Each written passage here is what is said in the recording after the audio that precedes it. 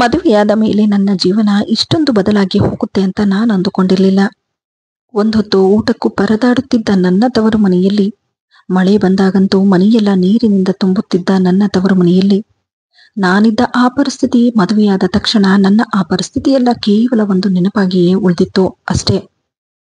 ನಾನು ಮದುವೆಯಾಗಿ ಹೋದ ಮನೆ ತುಂಬಾ ದೊಡ್ಡ ಶ್ರೀಮಂತರ ಮನೆಯಾಗಿತ್ತು.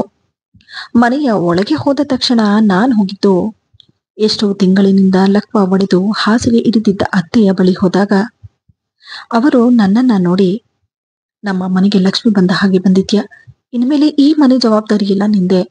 ರಾಘವ್, ನೋಡ್ತಾ ಇರೋ, ಇನ್ಮೇಲೆ ನನ್ನ ಸೊಸೆ ಈ ಮನೆ ಜೊತೆ ನನ್ನ ಸೇವೆನ ಎಷ್ಟು ಚೆನ್ನಾಗಿ ಮಾಡ್ತಾಳೆ ಅಂತ ಹೇಳಿ ಎಂದು ಅತ್ತೆ ಮಗನ ಬಳಿ ಹೇಳುತ್ತಿದ್ದನ್ನು ನೋಡಿ ನನ್ನ ಮನಸ್ಸಿನಲ್ಲಿ ಒಂದು ರೀತಿ ದುಃಖ ಆವರಿಸ್ಕೊಂಡಿತ್ತು. ಯಾಕಂದ್ರೆ ಬಡತನದಲ್ಲೇ ಬೆಳೆದು ಕಷ್ಟಪಟ್ಟು ನನಗೆ ಶ್ರೀಮಂತರ ಮನೆ ಸಂಬಂಧ ಅಂತ ಹೇಳಿ ನನ್ನನ್ನ ಮದುವೆ ಮಾಡಿಕೊಂಡು ಬಂದ್ರು. ಈಗಲಾದ್ರೂ ನಾನು ಕೂಡ ನೆಮ್ಮದಿಯಾಗಿ ಜೀವನವನ್ನು ಮಾಡಬಹುದು ಅನ್ಕೊಂಡಿದ್ದ ನನಗೆ ಮತ್ತೆ ಅದೇ ನರಕ, ಅದೇ ಕಷ್ಟವನ್ನ ನೋಡಬೇಕು ಅನ್ನೋದು ನನಗೆ ಇನ್ನಷ್ಟು ದುಃಖ ಆಗುವುದಕ್ಕೆ ಶುರುವಾಯ್ತು. ಆದರೂ ಅವರ ಮುಂದೆ ಅದನ್ನೆಲ್ಲ ತೋರಿಸಿಕೊಳ್ಳದೆ ನಾನು ಮುಗುಳ್ನಗೆಯಿಂದ ಅವರ ಜೊತೆ, ಹೌದು ಅತ್ತೆ, ಇನ್ಮೇಲೆ ನೀವು ಕೂಡ ಆರಾಮವಾಗಿರಬಹುದು ಎಂದು ಹೇಳಿ ನಾನು ಅಲ್ಲಿಂದ ಬಂದ್ಬಿಟ್ಟೆ. ಅವರ ಮಾತಿನ ಪ್ರಕಾರನೇ ದಿನ ಬೆಳಗ್ಗೆ ಬೇಗ ಎದ್ದು ಮನೆಯವರಿಗೆಲ್ಲ ತಿಂಡಿ ಕೂಡ ರೆಡಿ ಮಾಡ್ತಿದ್ದೆ. ಅದರ ಜೊತೆಗೆ ಅತ್ತೆಗೆ ಸ್ನಾನ ಮಾಡಿಸಿ ಅವರಿಗೆ ಬೇರೆ ತರಹದ ತಿಂಡಿನೇ ಮಾಡಬೇಕಾಗಿತ್ತು. ಆ ತಿಂಡಿನ ತಿನ್ನಿಸ್ಬೇಕಾಗಿತ್ತು. ಕಷ್ಟವಾದರೂ ಎಲ್ಲವನ್ನ ಸಹಿಸಿಕೊಂಡು ಮನೆಯಲ್ಲಿ ಎಲ್ಲರ ಮನಸ್ಸನ್ನ ಗೆಲ್ಲೋದಕ್ಕೆ ಪ್ರಯತ್ನ ಪಡ್ತಿದ್ದೆ. ನನ್ನ ಗಂಡ ಕೂಡ, ನಿನ್ನಿಂದಾಗಿ ಅಮ್ಮ ಕೂಡ ತುಂಬಾ ಸಂತೋಷದಲ್ಲಿದ್ದಾರೆ, ನಿನ್ನಂತಹ ಹೆಂಡತಿ ಸಿಗೋದಕ್ಕೆ ನಾನು ಕೂಡ ಪುಣ್ಯ ಮಾಡಿದ್ದೆ. ಹೌದು ರೀ, ಇದೆಲ್ಲ ನಾವು ಪಡೆದುಕೊಂಡು ಬಂದಿರೋ ಪುಣ್ಯ. ಅತ್ತೆ ಬಾಯಿಯಿಂದ ಹೊಗಳಿಕೆ ಸಿಗ್ಬೇಕು ಅಂತಂದ್ರೆ ಅದು ನನಗೆ ಪುಣ್ಯನೇ ಅಲ್ವಾ ಎಂದು ಹೇಳಿ ನನ್ನ ಮನಸ್ಸಿನಲ್ಲಿ ಎಷ್ಟೇ ದುಃಖವಿದ್ರೂ ಅವರ ಮುಂದೆ ಕೂಡ ನಾನು ಮುಗುಳ್ನಗ್ತಾ ಇರ್ತಿದ್ದೆ. ದಿನಗಳು ಕಳೆದ ಹಾಗೆ ಅತ್ತೆ ಸುಧಾರಿಸ್ತಾ ಬಂದ್ರು. ಎದ್ದು ಹೋರಾಡ್ತಾ ಆರಾಮವಾಗಿರ್ತಿದ್ರು. ಆದ್ರೆ ಆ ಮನೆಯಲ್ಲಿ ನಾನು ಕೇವಲ ಕೆಲಸದವಳಾಗಿ ಮಾತ್ರ ಇರಬೇಕಾಗಿತ್ತು. ನನಗೆ ಯಾವುದೇ ರೀತಿ ಆ ಮನೆಯಲ್ಲಿ ಹಕ್ಕನ್ನುವುದು ಇರಲಿಲ್ಲ. ಇಷ್ಟೆಲ್ಲ ಮಾಡಿದ್ರು ನನ್ನನ್ನ ಕೇವಲ ಕೆಲಸದವಳು ಅನ್ಕೊಂಡಿದ್ದ ಅವರಿಗೆ ಆ ಮನೆಯಲ್ಲಿ ಹಕ್ಕನ್ನ ಪಡಿಬೇಕು ಅನ್ನೋದು ನನ್ನ ಮನಸ್ಸಿಗೆ ಬಂದು, ಹೀಗೆ ಒಂದು ದಿನ ರಾತ್ರಿ ನನ್ನ ಗಂಡನ ಬಳಿ ಹೀಗೆ ಮಾತಾಡ್ತಾ ಮಾತಾಡ್ತಾ, ರೀ, ಈಗ ಅಮ್ಮನ ಆರೋಗ್ಯ ಚೆನ್ನಾಗಿದೆ, ದುಡ್ಡಿದೆ ಅಂತ ಹೇಳಿ ಇಲ್ಲದೆ ಇರೋ ಖರ್ಚುಗಳನ್ನ ಮಾಡಿಕೊಂಡಿದ್ರೆ ನಾಳೆ ದಿನ ನಮಗೂ ಮಕ್ಕಳಾಗುತ್ತೆ. ಕಾಲ ಒಂದೇ ರೀತಿ ಇರೋದಿಲ್ಲ. ಸುಮ್ಮನೆ ಮನೆಯಲ್ಲಿ ಕೆಲಸದವರೆಲ್ಲ ಏನು ಕೇಳಿ, ದುಡ್ಡನ್ನ ಉಳಿತಾಯ ಮಾಡೋದ್ರಿಂದ ನಾಳೆ ದಿನ ಕಷ್ಟ ಬಂದಾಗ ಆ ದುಡ್ಡು ನಮ್ಗೆ ಉಪಯೋಗಕ್ಕೆ ಬರುತ್ತೆ ಎಂದಾಗ, ಹೌದು, ನೀನ್ ಹೇಳ್ತಾ ಇರೋದು ನಿಜಾನೇ, ನಿನಗೇನ್ ಸರಿ ಅನ್ಸುತ್ತೋ ಅದನ್ನೇ ಮಾಡು ಎಂದಾಗ, ಈಗ ಈ ಮನೆಯಲ್ಲಿ ನಾನು ಯಾವ ರೀತಿ ಹಕ್ಕನ್ನ ಪಡಿತೀನಿ ಅನ್ನೋದನ್ನ ನೋಡ್ತಾ ಇರಿ ಎಂದು ನನ್ನ ಮನಸ್ಸಲ್ಲಿ ಒಂದು ರೀತಿಯ ಸಂತೋಷವಾಗ್ತಿತ್ತು. ಬೇರೆ ದಿನವೇ ಮನೆ ಕೆಲಸಕ್ಕೆ ಬರುತ್ತಿದ್ದ ಕೆಲಸದವರನ್ನೆಲ್ಲ ಕೆಲಸಕ್ಕೆ ಬರುವುದನ್ನ ನಿಲ್ಲಿಸಿದ್ದನ್ನು ನೋಡಿ, ಅತ್ತೆ, ಇದೇನ್ ಮಾಡ್ತಾ ಇದ್ಯಮ್ಮ, ಕೆಲಸದವರನ್ನೆಲ್ಲ ಯಾಕೆ ನಿಲ್ಲಿಸ್ತಾ ಇದ್ಯಾ ಎಂದು ಹೇಳಿ ಆಶ್ಚರ್ಯದಿಂದ ನನ್ನ ಬಳಿ ಕೇಳಿದಾಗ, ಅತ್ತೆ, ಇದ್ರ ಬಗ್ಗೆ ನೀವೇನು ಚಿಂತೆ ಮಾಡಬೇಡಿ, ನಾನೆಲ್ಲ ನೋಡ್ಕೊಳ್ತೀನಿ ಎಂದು ಹೇಳ್ದೆ. ಬೇರೆ ದಿನವೇ ನಾನು ಬೆಳಗ್ಗೆ ಎದ್ದು ತಿಂಡಿ ಮಾಡ್ತಾ ಎಲ್ಲರಿಗೂ ತಿಂಡಿ ತಂದುಕೊಟ್ಟೆ. ನನ್ನ ಗಂಡ ತಿಂಡಿ ತಿಂದು ಕೆಲಸಕ್ಕೆ ಹೋದ್ರು. ಅತ್ತೆ ಬಳಿ ಬಂದು, ಅತ್ತೆ, ಒಗೆಯೋದಕ್ಕೆ ವಾಷಿಂಗ್ ಮಿಷಿನ್ ಅಲ್ಲಿ ಬಟ್ಟೆ ಹಾಕಿದ್ದೀನಿ, ಬೇರೆ ಕೆಲಸನೆಲ್ಲ ನಾನು ಮಾಡ್ಕೊಳ್ತೀನಿ ಎಂದು ಹೇಳಿದ್ದನ್ನ ಕೇಳಿ ನನ್ನ ಮಾತಿಗೆ ಏನು ಹೇಳದೆ ಕಾಫಿ ಕುಡಿದು ಅವರು ವಾಷಿಂಗ್ ಮಿಷಿನ್ ನಲ್ಲಿ ಹಾಕಿದ ಬಟ್ಟೆಗಳನ್ನೆಲ್ಲ ಒಣಗೋದಕ್ಕೆ ಹಾಕಿದ್ರು. ಹೀಗೆ ದಿನ ಒಂದಲ್ಲ ಒಂದು ಕೆಲಸಗಳನ್ನ ಅತ್ತೆ ಕೈಯಲ್ಲಿ ಮಾಡಿಸ್ತಾ ಈ ಮನೆಯಲ್ಲಿ ನನ್ನ ಹಕ್ಕನ್ನ ಪಡೆಯುವುದಕ್ಕೆ ಪ್ರಯತ್ನ ಪಡ್ತಿದ್ದೆ. ದಿನಗಳು ಕಳೀತಾ ಬಂತು. ಮನೆಯಲ್ಲಿ ನನ್ನ ಜೊತೆ ಅತ್ತೆ ಕೂಡ ಮನೆ ಕೆಲಸಗಳನ್ನ ಮಾಡೋ ರೂಢಿಯನ್ನ ಮಾಡ್ಕೊಂಡಿದ್ರು. ಹೀಗೆ ಒಂದು ದಿನ ಅತ್ತೆ ಅಡಿಗೆ ಮನೆಯಲ್ಲಿ ಚಪಾತಿ ಮಾಡುತ್ತಿರುವಾಗ ಸಡನ್ ಆಗಿ ನನ್ನ ನಾದಿನಿ ಮನೆಗೆ ಬಂದ್ಲು.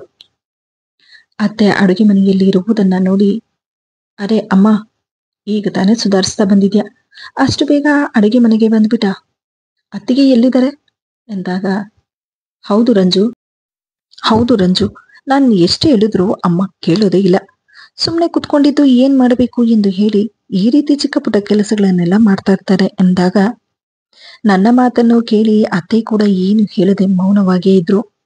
ನನಗೂ ಬೇಕಾಗಿದ್ದಿದ್ದು ಅದೇ. ನನ್ನ ಮೇಲೆ ಅತ್ತೆ ನಡೆಸುತ್ತಿದ್ದ ಹಕ್ಕನ್ನ ನಿಲ್ಲಿಸಬೇಕು ಅನ್ನೋದು ನನ್ನ ಗುರಿಯಾಗಿತ್ತು. ಆದ್ರೆ ಅತ್ತೆಯ ಮೌನದ ಹಿಂದೆ ಇಂತಹ ಒಂದು ದುರಾಲೋಚನೆ ಇರುತ್ತೆ ಅಂತ ನಾನು ಅಂದುಕೊಂಡಿರ್ಲಿಲ್ಲ. ಅಂದು ರಾತ್ರಿ ತಾಯಿ ಮಗಳು ಇಬ್ರು ರೂಮಿನಲ್ಲಿ ಒಬ್ಬರಿಗೊಬ್ಬರು ಮಾತನಾಡ್ತಾ ಇರೋದು ನನ್ನ ಕಿವಿಗೆ ಬಿತ್ತು. ಅತ್ತೆ ಅವರ ಮಗಳ ಬಳಿ ಹೇಳ್ತಿದ್ರು, ನಾನವರಿಗೆ ತುಂಬಾ ಕಾಟ ಕೊಡ್ತಾ ಇದ್ದೀನಿ. ಮನೆಯಲ್ಲಿ ಅವರನ್ನ ಕೆಲಸದವರ ಹಾಗೆ ನೋಡ್ಕೊಳ್ತಾ ಇದ್ದೀನಿ. ಇನ್ನು ನಾನು ಇಲ್ಲೇ ಇದ್ರೆ ನನ್ನನ್ನ ಜೀವಂತವಾಗಿ ಇರೋದಕ್ಕೆ ಬಿಡಲ್ಲ. ಇದಕ್ಕೆ ನೀನೇ ಏನಾದ್ರೂ ದಾರಿ ಹುಡುಕು ಎಂದು ಅತ್ತೆ ತಮ್ಮ ಮಗಳ ಬಳಿ ಹೇಳುತ್ತಿರುವುದನ್ನ ಕೇಳಿ ಒಂದು ಕ್ಷಣಕ್ಕೆ ನಾನೇ ಬೆಚ್ಚಿಬಿದ್ದೆ. ನಾನು ಅತ್ತೆಗೆ ಕಾಟ ಕೊಡ್ತಾ ಇದ್ದೀನಿ ಅಂತ ಹೇಳಿ ಅವರ ಮಗಳನ್ನ ಇಲ್ಲಿ ಕರ್ಸ್ಕೊಂಡಿದ್ದಾರೆ ಅನ್ನೋ ವಿಷಯ ನನಗೆ ಗೊತ್ತಾದಾಗ ನನ್ನ ಮನಸ್ಸಿನಲ್ಲಿ ಅವರಿಗೋಸ್ಕರ ಇನ್ನಷ್ಟು ದ್ವೇಷ ಹೆಚ್ಚಾಯ್ತು. ಬೇರೆ ದಿನ ಬೆಳಗಾದ ತಕ್ಷಣ ಮನೆಯಲ್ಲಿ ಯಾರು ಕೂಡ ಎದ್ದಿರ್ಲಿಲ್ಲ. ಅಷ್ಟು ಬೇಗ ಅತ್ತೆ ಅಡುಗೆ ಮನೆಯಲ್ಲಿ ಪಾತ್ರೆ ತೊಳೆಯುತ್ತಿರುವುದ ಸದ್ದು ನನ್ನ ಕಿವಿಗೆ ಬಿತ್ತು. ಇಷ್ಟು ಬೆಳಗ್ಗೆ ಯಾರಿದ್ದಿರಬಹುದು ಎಂದು ಹೇಳಿ ರೂಮಿಂದ ಹೊರಗೆ ಬಂದೆ. ಅಷ್ಟರಲ್ಲಿ ನನ್ನ ನಾದನಿ ಕೂಡ ಬಂದ್ಲು. ತನ್ನ ತಾಯಿ ಅಡುಗೆ ಮನೆಯಲ್ಲಿ ಪಾತ್ರೆ ತೊಳೆಯುತ್ತಿರುವುದನ್ನ ನೋಡಿ, ಅಮ್ಮ, ಏನಾಗಿದೆ ನಿನಗೆ? ಯಾರು ಹೇಳಿದ್ರು ಇಷ್ಟು ಬೆಳಗ್ಗೆ ಎದ್ದು ಪಾತ್ರೆ ತೊಳೆಯೋದಕ್ಕೆ ಅಂತ ಹೇಳಿ ಕೋಪದಿಂದ ಅವಳು ಅತ್ತಿಗೆ, ನಿಮ್ಮನ್ನ ಮದುವೆ ಮಾಡಿಕೊಂಡು ಬಂದಿರುವುದು ಅಮ್ಮನ ಕೈಯಲ್ಲಿ ಕೆಲಸ ಮಾಡಿಸೋದಕ್ಕಲ್ಲ. ಅಮ್ಮನಿಗೆ ಎಷ್ಟು ವಯಸ್ಸಾಗಿದೆ ನೋಡಿ. ಇಷ್ಟೊಂದು ಚಳಿಲಿ ಅಮ್ಮನ ಕೈಯಲ್ಲಿ ಪಾತ್ರೆ ತೊಳೆಸೋದಕ್ಕೆ ನಿಮಗೆ ಮನಸ್ಸಾದ್ರೂ ಹೇಗೆ ಬಂತು ಎಂದಾಗ ಅವಳ ಮಾತನ್ನು ಕೇಳಿ ನನಗೆ ಒಂದು ರೀತಿ ಆಶ್ಚರ್ಯವಾಗ್ತಿತ್ತು. ಅಯ್ಯೋ ದೇವ್ರೆ, ಅತ್ತೆ, ನಿಮಗೆ ನಾನು ಹೇಳದ್ನ ಪಾತ್ರೆ ತೊಳೆಯೋದಕ್ಕೆ? ನಿಮ್ಮ ಮಗಳ ಮುಂದೆ ಇಲ್ದೇ ಇರೋ ನಾಟಕಗಳನ್ನಾಡಿ ಈಗ ನನ್ನ ಮೇಲೆ ಅಪವಾದ ಹಾಕ್ತಾ ಇದ್ದೀರಲ್ಲ. ಹಾಲ್ನಲ್ಲಿ ಜೋರಾಗಿ ಮಾತನಾಡುತ್ತಿರುವುದನ್ನ ಕೇಳಿಸಿಕೊಂಡ ನನ್ನ ಗಂಡ ಕೂಡ ಅಲ್ಲಿಗೆ ಬಂದ್ರು. ಅಲ್ಲಿಗಾಗಲೇ ಅತ್ತೆ ಕಣ್ಣೀರು ಹಾಕುವುದಕ್ಕೆ ಶುರು ಮಾಡಿದ್ರು. ಏನಮ್ಮ ಇದೆಲ್ಲ? ಅಣ್ಣ, ಅಮ್ಮನ ಹತ್ರ ಏನ್ ಕೇಳ್ತಾ ಇದ್ಯಾ? ನಿನ್ನ ಹೆಂಡತಿ ಹತ್ರ ಕೇಳು. ಅಮ್ಮನಿಗೆ ಹುಷಾರಿಲ್ಲ ಅಂತ ಗೊತ್ತಿದ್ರು ಬೆಳಗ್ಗೆನೆ ಅಮ್ಮನಿಗೆ ಪಾತ್ರೆ ತೊಳೆಯೋದಕ್ಕೆ ಹೇಳಿದ್ದಾರೆ. ರೀ, ಅತ್ತೆ ಸುಳ್ಳು ಹೇಳ್ತಿದ್ದಾರೆ. ನಾನು ಅವರಿಗೆ ಏನು ಹೇಳಿಲ್ಲ. ಬೆಳಗ್ಗೆನೆ ಎದ್ದು ಪಾತ್ರೆ ತೊಳೆಯುವುದಕ್ಕಂತ ನಿಂತು ನನ್ನ ಮೇಲೆ ಸುಳ್ಳು ಅಪವಾದ ಹಾಕ್ತಿದ್ದಾರೆ. ಅತ್ತಿಗೆ, ಅಮ್ಮನ ಬಗ್ಗೆ ಹೀಗೆಲ್ಲ ಮಾತಾಡೋದಕ್ಕೆ ನಿಮಗೆ ನಾಚಿಕೆ ಆಗೋದಿಲ್ವಾ? ನೋಡು, ನೀನ್ ಸುಮ್ಮನೆ ಇರು. ನಿನ್ನ ಅತ್ತಿಗೆ ಜೊತೆ ಹೀಗೆಲ್ಲ ಮಾತಾಡೋ ಅಧಿಕಾರ ನಿನ್ಗಿಲ್ಲ. ಈ ಮನೆಯಲ್ಲಿ ಏನ್ ನಡೀತಾ ಇದೆ ಅನ್ನೋದು ನಮಗ್ ಚೆನ್ನಾಗ್ ಗೊತ್ತಿದೆ. ಇದ್ರ ಮಧ್ಯೆ ನೀನು ಬರದೇ ಇದ್ರೇನೆ ಒಳ್ಳೇದು. ನಿನ್ನ ಹೆಂಡತಿ ಮಾತನ್ನ ಕೇಳ್ಕೊಂಡು ಅಮ್ಮನಿಗೆ ಎಷ್ಟು ಮಾತಾಡ್ತಿದ್ಯಾ? ನೋಡು, ನೀನು ಯಾವಾಗ ಒಂದ್ಸಲ ಬರ್ತೀಯ, ಆದ್ರೆ ಮನೇಲಿ ಏನೇನ್ ನಡೀತಿದೆ ಅನ್ನೋದು ನನಗ್ ಗೊತ್ತು. ಅಮ್ಮನ ಮೇಲೆ ನಿನಗೆ ಅಷ್ಟು ಪ್ರೀತಿ ಇದ್ರೆ ಅಮ್ಮನ ಕರ್ತ್ಕೊಂಡು ಹೋಗು. ಬರೀ ಮಾತಾಡೋ ಹಾಗಲ್ಲ. ಇಲ್ದೇ ಇರೋ ಮಾತನ್ನೆಲ್ಲ ನಿನಗೆ ಹೇಳಿ ಮನೇಲಿ ಜಗಳ ತಂದಿರ್ತಿದ್ದಾರೆ. ಹೌದಪ್ಪ, ಹೆಂಡತಿ ಬಂದ್ಮೇಲೆ ನಿನಗೆ ತಾಯಿ ತಪ್ಪಾಗಿಯೇ ಕಾಣಿಸೋದು. ನೋಡು, ನನ್ನ ತಾಯಿನ ಸಾಕುವಷ್ಟು ಯೋಗ್ಯತೆ ಕೂಡ ನನ್ಗಿಲ್ಲ ಅನ್ಕೊಂಡಿದ್ಯಾ? ಅಮ್ಮ, ಇಷ್ಟೆಲ್ಲ ಕೇಳಿದ ಮೇಲೂ ನೀನ್ ಇಲ್ಲೇ ಇದ್ರೆ ಮರ್ಯಾದೆ ಇರೋದಿಲ್ಲ. ಮೊದ್ಲಿಲ್ಲಿಂದ ನಡಿ ಎಂದು ಹೇಳಿ ನನ್ನ ನಾದಿನಿ ತನ್ನ ತಾಯಿಯ ಬಟ್ಟೆಗಳನ್ನ ಎತ್ಕೊಂಡು ತನ್ನ ತಾಯಿಯನ್ನ ಕರೆದುಕೊಂಡು ಹೊರಟೋದ್ಲು. ಮನೆಯಿಂದ ಹೋಗುವಾಗ ನನ್ನ ಅತ್ತೆ ಕೂಡ ಕೋಪದಿಂದ ನನ್ನನ್ನೇ ನೋಡ್ತಿದ್ರು. ಅತ್ತೆ ಮನೆ ಬಿಟ್ಟು ಹೋದ 8 ದಿನಕ್ಕೆ ಅಂದು ನಮ್ಮ ಮನೆಯ ಬಾಗಿಲು ಜೋರಾಗಿ ತಳ್ಳಿದ್ದನ್ನ ನೋಡಿ ಗಾಬರಿಯಿಂದ ನಾನು ಬಾಗಿಲನ್ನ ತೆಗೆದಾಗ ಬಾಗಿಲ ಬಳಿ ನನ್ನ ನಾದನಿ ನಿಂತಿದ್ಲು. ನನ್ನ ಗಂಡ ಇಲ್ದೇ ಇರೋದನ್ನ ನೋಡ್ಕೊಂಡು ಮನೆಗೆ ಬಂದ್ಲು. ಕೋಪದಿಂದ ಮನೆಯ ಒಳಗೆ ನುಗ್ಗುತ್ತಾ, ನಿನ್ನಿಂದಾಗಿ ನಮ್ಮ ಮನೆ ಹೊಡೆದೋಯ್ತು. ನನ್ನ ತಾಯಿ ಮನೆ ಬಿಟ್ಟು ಬರುವ ಹಾಗೂ ಮಾಡಿದೆ. ನಿನ್ನನ್ನ ಸುಮ್ಮನೆ ಬಿಡೋದಿಲ್ಲ ಎಂದು ಹೇಳಿ ನನ್ನ ಮೇಲೆ ಜಗಳಕ್ಕೆ ಬಂದ್ಲು. ನೋಡು, ನಿಮ್ಮ ತಾಯಿನ ನೀನಾಗಿ ನೀನೇ ಕರೆದುಕೊಂಡು ಹೋದೆ. ಈಗ ನನ್ನ ಮೇಲೆ ಅಪವಾದ ಹಾಕ್ತಿದ್ಯಾ ಎಂದು ಹೇಳಿ ನಾನ್ ಹೇಳಿದ್ದನ್ನ ಕೇಳಿ ಆಕೆಗೆ ನನ್ನ ಮೇಲೆ ಇನ್ನಷ್ಟು ಕೋಪ ಹೆಚ್ಚಾಯ್ತು. ತಕ್ಷಣವೇ ನಾನು ನನ್ನ ಗಂಡನಿಗೆ ಫೋನ್ ಮಾಡಲು ಹೊರಟೆ. ಅಷ್ಟರಲ್ಲಿ ಅವಳಲ್ಲಿಂದ ಹೊರಟೋದ್ಲು. ಇದೆಲ್ಲ ನಡೆದ 15 ದಿನಗಳ ನಂತರ ಇದ್ದಕ್ಕಿದ್ದ ಹಾಗೆ ಅವಳು ನಮ್ಮ ಮನೆಗೆ ಬರೋದನ್ನ ನಿಲ್ಲಿಸಿದ್ಲು. ಸ್ವಲ್ಪ ಮಟ್ಟಿಗೆ ನಾನು ಕೂಡ ನೆಮ್ಮದಿಯಾಗಿದ್ದೆ. ನಾನಾಯ್ತು, ನನ್ನ ಮನೆ ಕೆಲಸವಾಯ್ತು ಅನ್ನೋ ಹಾಗಿರ್ತಿದ್ದೆ. ನಾನು ನನ್ನ ಗಂಡ ತುಂಬಾ ಸಂತೋಷದಲ್ಲಿದ್ವಿ. ಸದ್ಯ ಈಗ್ಲಾದ್ರೂ ನನ್ನ ಜೀವನದಲ್ಲಿ ನಾನು ಸಂತೋಷವಾಗಿ ಇರಬಹುದು ಅನ್ಕೊಂಡಿದ್ದಾಗಲೇ ನಿಜವಾದ ಆಟ ಶುರುವಾಯ್ತು. ಬರ್ತಾ ಬರ್ತಾ ನನ್ನ ಗಂಡನ ವರ್ತನೆ ಕೂಡ ಬದಲಾಗ್ತಾ ಬಂತು. ದಿನ ರಾತ್ರಿ ಸರಿಯಾದ ಸಮಯಕ್ಕೆ ನನ್ನ ಗಂಡ ಮನೆಗೆ ಬರ್ತಿದ್ರು. ಆದ್ರೆ ಇತ್ತೀಚೆಗೆ ಅವರು ವಾರದಲ್ಲಿ 3 ಸಲನಾದ್ರೂ ಲೇಟ್ ಆಗಿ ಬರುವುದನ್ನ ಶುರು ಮಾಡ್ಕೊಂಡ್ರು. ಇದ್ರ ಬಗ್ಗೆ ನಾನು ಅವರ ಹತ್ರ ಪ್ರಶ್ನೆ ಮಾಡಿದಾಗ ಆಫೀಸ್ನಲ್ಲಿ ನನಗೆ ಕೆಲಸ ಜಾಸ್ತಿ ಇದೆ ಅಂತ ಹೇಳಿ ಸುಮ್ಮನಾಗ್ಬಿಡ್ತಿದ್ರು. ಯಾಕೋ ಅವರ ನಡವಳಿಕೆಯಲ್ಲಿ ತುಂಬಾ ಬದಲಾವಣೆಗಳಾಗ್ತಿದೆ ಅಂತ ನನಗನಿಸ್ತಿತ್ತು. ಅವತ್ತು ಇದ್ದಕ್ಕಿದ್ದ ಹಾಗೆ ನನಗೆ ಹೊಟ್ಟೆ ನೋವು, ಕೈಕಾಲು ಸೆಳೆತ ಆಗೋದಕ್ಕೆ ಶುರುವಾಯ್ತು. ಇಂತಹ ಅನುಭವ ನನಗೆ ಇದೇ ಮೊದಲ ಸಲ ಆಗುತ್ತಿರುವುದು.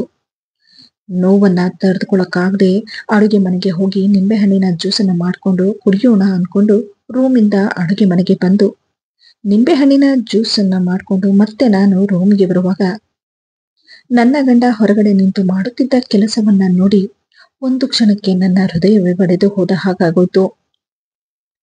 ಇಲ್ಲಮ್ಮ, ನಾನವಳಿಗೆ ಆ ಸ್ವೀಟನ್ನ ತಿನ್ನಿಸಿದ್ದೀನಿ ಅಮ್ಮ. ಎಲ್ಲ ನಾವಂದ್ಕೊಂಡ ಹಾಗೆ ಆಗ್ತಿದೆ. ಇದ್ರ ಬಗ್ಗೆ ಅವಳಿಗೆ ಯಾವುದೇ ರೀತಿ ಅನುಮಾನ ಬಂದಿಲ್ಲ. ಹೊಟ್ಟೆ ನೋವಿನಿಂದ ನರಳ್ತಿದ್ದಾಳೆ ಎಂದು ನನ್ನ ಗಂಡ ತನ್ನ ತಾಯಿಯ ಬಳಿ ಫೋನಿನಲ್ಲಿ ಹೇಳುತ್ತಿದ್ದ ಮಾತನ್ನು ಕೇಳಿ ಒಂದು ಕ್ಷಣಕ್ಕೆ ನಾನೇ ಬೆಚ್ಚಿ ಬಿದ್ದೆ. ಯಾಕಂದ್ರೆ ನನ್ನ ಗಂಡನೇ ನನಗೆ ಸರ್ವಸ್ವ ಅಂದುಕೊಂಡಿದ್ದೆ. ನನ್ನ ಗಂಡ ನನ್ನ ಮುಂದೆ ಚೆನ್ನಾಗಿದ್ಕೊಂಡು ನನ್ನ ಹಿಂದೆ ತನ್ನ ತಾಯಿಯ ಜೊತೆ ಸೇರಿ ಇಂತಹ ಕೆಲಸ ಮಾಡ್ತಾರೆ ಅಂತ ನಾನು ಕನಸಲ್ಲೂ ಅಂದುಕೊಂಡಿರ್ಲಿಲ್ಲ. ಇದನ್ನೆಲ್ಲ ಕೇಳಿಸಿಕೊಂಡು ಆ ಕ್ಷಣಕ್ಕೆ ನಾನು ಅಲ್ಲಿಂದ ಸೀದಾ ರೂಮಿಗೆ ಬಂದ್ಬಿಟ್ಟೆ. ಆ ಕ್ಷಣಕ್ಕೆ ನಾನ್ ಮಾಡ್ಕೊಂಡು ಬಂದ ನಿಂಬೆಹಣ್ಣಿನ ಜ್ಯೂಸನ್ನ ಕುಡ್ದೆ. ಸ್ವಲ್ಪ ಮಟ್ಟಿಗೆ ಹೊಟ್ಟೆ ನೋವು ಕೂಡ ಕಮ್ಮಿ ಆಯ್ತು. ಆದ್ರೆ ಮತ್ತೆ ನನಗೆ ಹೊಟ್ಟೆ ನೋವು ಶುರುವಾಯ್ತು. ಈ ಹೊಟ್ಟೆ ನೋವು ನನ್ನ ಗಂಡನ ನನಗೆ ಕಂಪನಿಯಲ್ಲಿ ನನ್ನ ಸ್ನೇಹಿತ ಬರ್ತ್ಡೇ ಆಯ್ತು ಅಂತ ಹೇಳಿ ಅವರು ತಂದ ಸ್ವೀಟನ್ನ ನನಗೆ ಕೊಟ್ರು. ಇದನ್ನ ತಿನ್ನು ಅಂದಾಗ ನಾನು ಕೂಡ ಹಿಂದೂ ಮುಂದೆ ಯೋಚನೆ ಮಾಡದೆ ಅವರು ಕೊಟ್ಟ ಸ್ವೀಟನ್ನ ತಿಂದೆ. ಆದ್ರೆ ಅದರಲ್ಲಿ ಏನು ಔಷಧಿ ಹಾಕಿದ್ದಾರೆ ಅನ್ನೋದು ಅದನ್ನು ತಿಂದ ಸ್ವಲ್ಪ ಸಮಯದ ನಂತರವೇ ನನಗೆ ಗೊತ್ತಾಗಿದ್ದು. ಆದರೂ ಇದರ ಬಗ್ಗೆ ನನ್ನ ಗಂಡನ ಬಳಿ ಏನು ವಿಚಾರಿಸದೆ ಇವರು ನನಗೆ ಏನ್ ಕೊಡ್ತಿದ್ದಾರೆ ಅನ್ನೋದನ್ನ ಕಂಡು ಹಿಡಿಯಲೇಬೇಕು ಅಂತ ಹೇಳಿ ಅವರ ಮುಂದೆ ನಾನು ಏನು ಮಾತನಾಡದೆ ಸುಮ್ಮನಿರ್ತಿದ್ದೆ. ಬೆಳಗಾದ ತಕ್ಷಣ ಹೊಟ್ಟೆ ನೋವಿನಿಂದ ನಾನು ನನ್ನ ಗಂಡನ ಬಳಿ, ರೀ, ಯಾಕೋ ನನಗೆ 2-3 ದಿನದಿಂದ ಹೊಟ್ಟೆ ನೋಯ್ತಿದೆ, ಆಸ್ಪತ್ರೆಗೆ ಹೋಗ್ಬಿಟ್ಟು ಬರೋಣವಾ ಎಂದಾಗ, ಉಷ್ಣದಿಂದ ಏನಾದ್ರೂ ಹೊಟ್ಟೆ ನೋವು ಆಗಿರಬಹುದು, ಅದಕ್ಕೆಲ್ಲ ಆಸ್ಪತ್ರೆಗೆ ಹೋಗೋದಕ್ಕಾಗುತ್ತಾ, ಮೊದಲೇ ನನಗೆ ಆಫೀಸಿಗೆ ಈ ಕೆಲಸ ಜಾಸ್ತಿ ಇದೆ ಎಂದು ಹೇಳಿ ಕೆಲಸಕ್ಕೆ ಹೊರಟೋದ್ರು. ಇತ್ತ ಸ್ವಲ್ಪ ಹೊತ್ತು ಹೊಟ್ಟೆ ನೋವಿದ್ರೆ ಇನ್ ಸ್ವಲ್ಪ ಹೊತ್ತು ಕಮ್ಮಿ ಇರ್ತಿತ್ತು.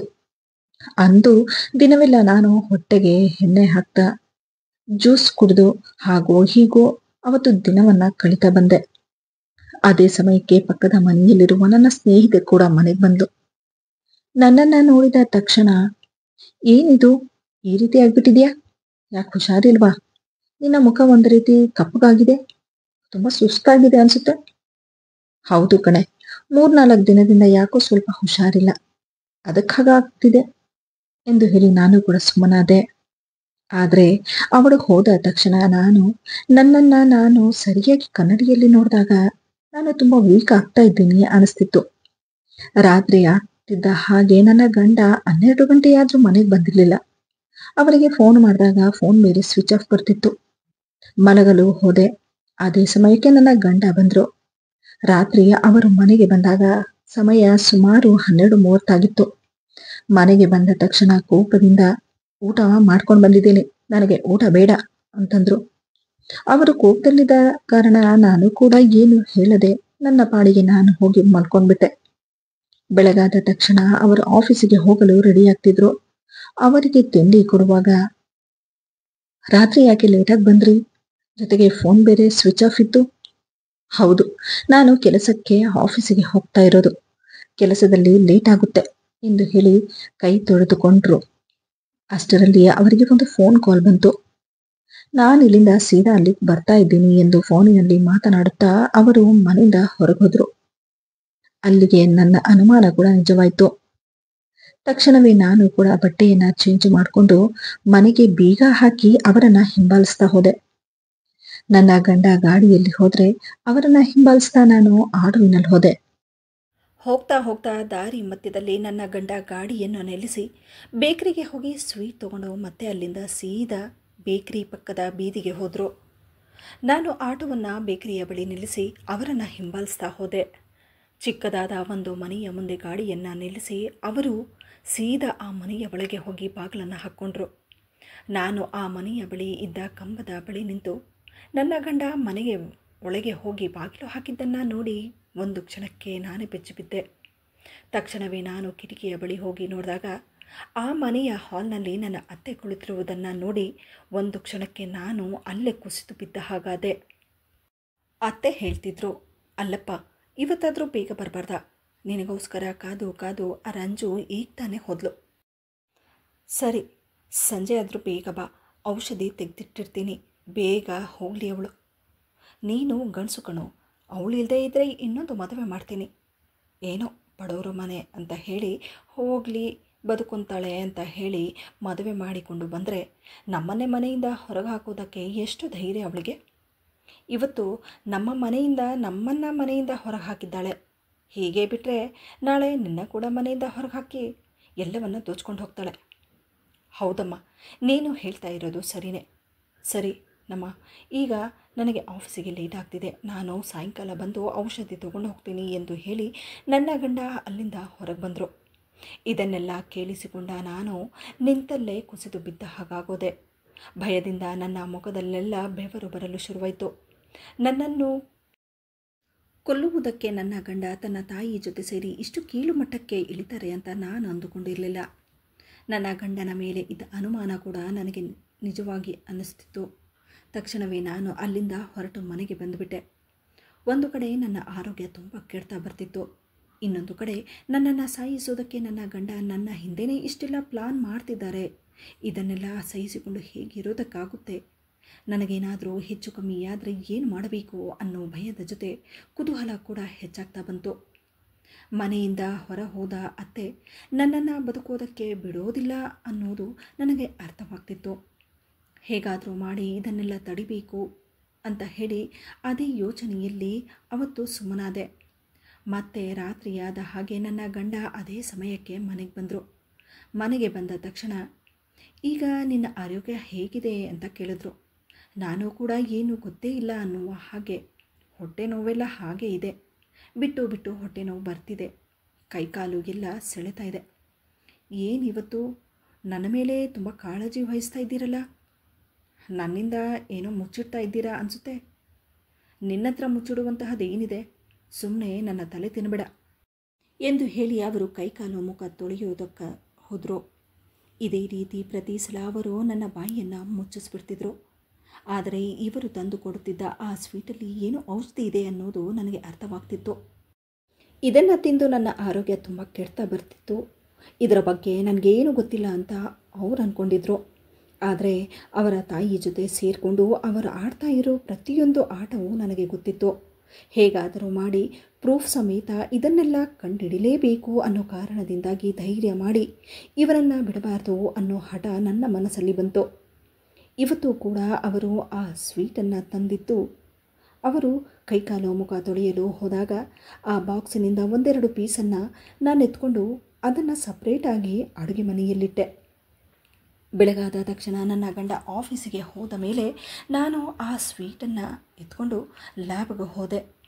ಆ ಸ್ವೀಟಲ್ಲಿ ಯಾವ ಔಷಧಿಯನ್ನು ಮಿಕ್ಸ್ ಮಾಡಿ ಕೊಡ್ತಿದ್ದಾರೆ ಅನ್ನೋದನ್ನು ಚೆಕ್ ಮಾಡಿಸೋದಕ್ಕೆ. ಸ್ವಲ್ಪ ಸಮಯದ ನಂತರ ರಿಪೋರ್ಟ್ ಬಂದ ಮೇಲೆ ಗೊತ್ತಾಗಿದ್ದು, ಆ ಸ್ವೀಟಲ್ಲಿ ಏನೋ ಒಂತರಹದ ನಾಟಿ ಮುದ್ದು ಇದೆ ಅನ್ನೋದು.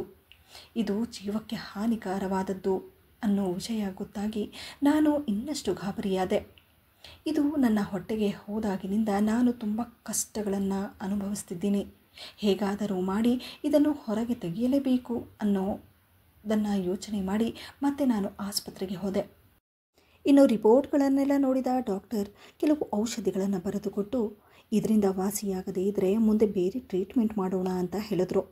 ಅಲ್ಲಿಂದ ಸೀದಾ ನಾನು ಆಟೋ ಹಿಡಿದು ಮನೆ ಕಡೆ ಹೊರಟೆ.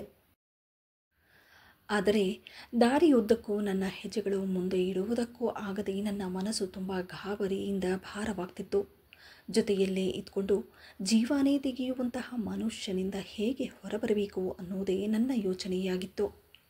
ಕೊನೆಗೂ ಧೈರ್ಯ ಮಾಡಿ ನಾನು ಮನೆಗೆ ಬಂದೆ.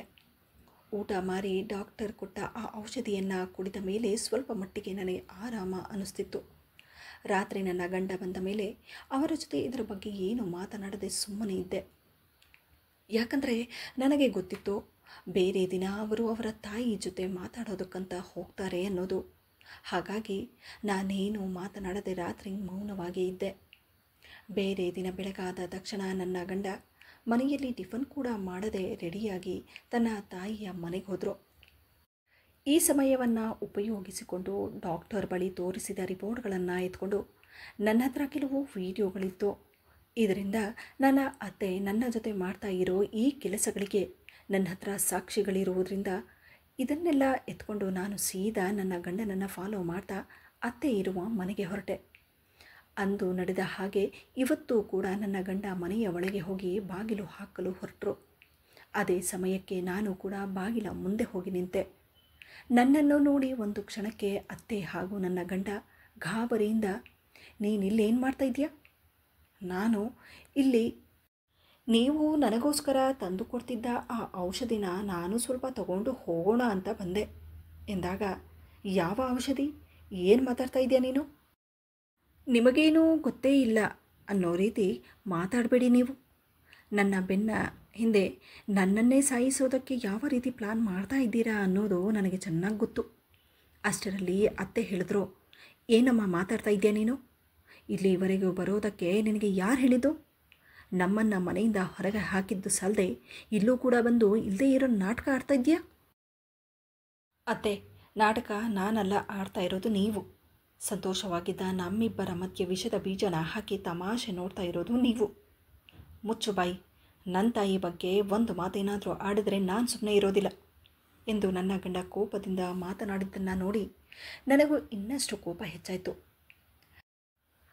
ತಪ್ಪನ್ನು ಮಾಡಿದವರಿಗೆ ಇಷ್ಟಿದ್ರೆ ಏನು ತಪ್ಪೇ ಮಾಡದೇ ಇರೋ ನಾನು ಏನಕ್ಕೆ ಸುಮ್ಮನೆ ಇರಬೇಕು? ಏನು ಮಾತಾಡ್ತಾ ಇದ್ದೀಯಾ? ಯಾವ ತಪ್ಪು? ಹೌದು ರೀ, ದಿನ ನೀವು ನನಗೆ ಸ್ವೀಟ್ ತಂದು ಕೊಡ್ತಾ ನನ್ನ ಸಾಯಿಸೋದಕ್ಕೆ ಪ್ಲಾನ್ ಮಾಡಿರೋದು ನನಗೆ ಗೊತ್ತಿಲ್ಲ ಅಂದ್ಕೊಂಡಿದ್ದೀರಾ?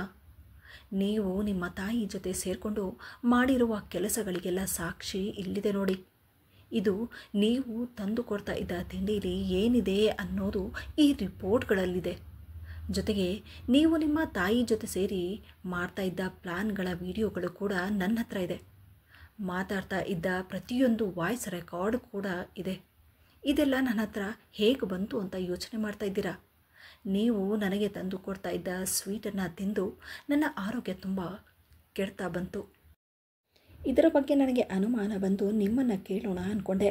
ಅದೇ ಸಮಯಕ್ಕೆ ನಿಮ್ಮ ತಾಯಿ ಫೋನ್ ಬಂತು. ನೀವು ಮನೆಯಿಂದ ಸೀದಾ ನಿಮ್ಮ ತಾಯಿ ಹತ್ರ ಬಂದ್ರಿ. ನಿಮ್ಮನ್ನು ಫಾಲೋ ಮಾಡ್ತಾ ನಾನು ಕೂಡ ಬಂದೆ.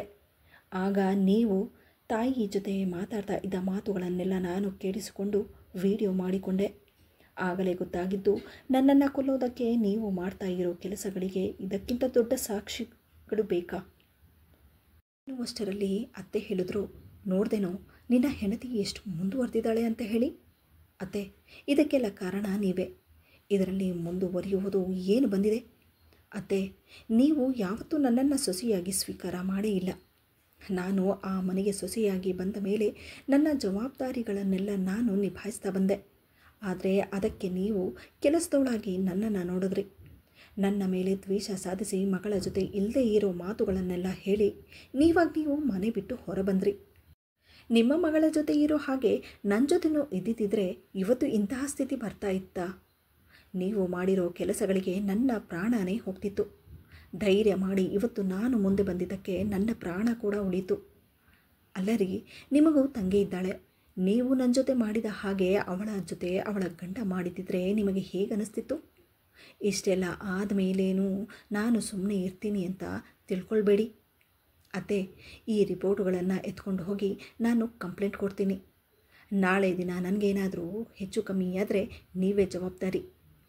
ಜೀವ ಹೊಂದಿದರೆ ಕಷ್ಟಪಟ್ಟು ದುಡ್ದು ನನ್ನ ಹೊಟ್ಟೆನ ತುಂಬಿಸ್ಕೊಂಡು ಬದುಕೊಳ್ಬಹುದು. ಆದರೆ ಜೊತೆಯಲ್ಲೇ ಇದ್ದು ಪ್ರಾಣ ತೆಗೆಯೋದಿಲ್ಲ ಅನ್ನೋದಕ್ಕೆ ಏನು ಗ್ಯಾರಂಟಿ?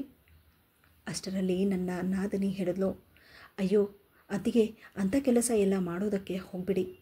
ಇದರಲ್ಲಿ ಕಂಪ್ಲೇಂಟ್ ಕೊಡುವಂತಹದ್ದೇನಿದೆ? ಅವರಿಗೇನೋ ವಯಸ್ಸಾಗಿದೆ, ಗೊತ್ತಿಲ್ಲದೆ ಮಾಡಿಬಿಟ್ಟಿದ್ದಾರೆ.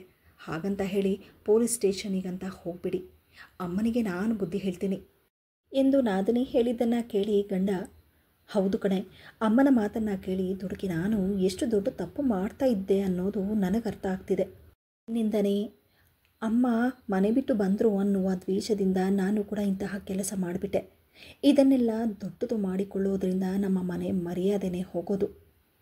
ಹೌದು ರೀ, ಹಾಗಂತ ಹೇಳಿ ನಿಮ್ಮನ್ನು ನಾನು ಹೇಗೆ ನಂಬಲಿ ಹೇಳಿ? ಜೊತೆಯಲ್ಲೇ ಇದ್ದು ನನ್ನನ್ನೇ ಈ ರೀತಿ ಸಾಯಿಸೋದಕ್ಕೆ ಪ್ರಯತ್ನ ಪಟ್ಟವರು ನೀವು ಇನ್ನೊಂದು ಸಲ ಇಂಥ ಕೆಲಸ ಮಾಡಲ್ಲ ಅನ್ನೋದಕ್ಕೆ ಏನು ಗ್ಯಾರಂಟಿ? ನೋಡು, ನನ್ನ ಮೇಲೆ ನಿನಗೆ ಅಷ್ಟು ನಂಬಿಕೆ ಇಲ್ಲ ಅಂದಮೇಲೆ ಒಂದು ಕೆಲಸ ಮಾಡು, ಈ ರಿಪೋರ್ಟ್ಗಳನ್ನೆಲ್ಲ ನಿಮ್ಮ ತಾಯಿ ಮನೆಯಲ್ಲಿಡು.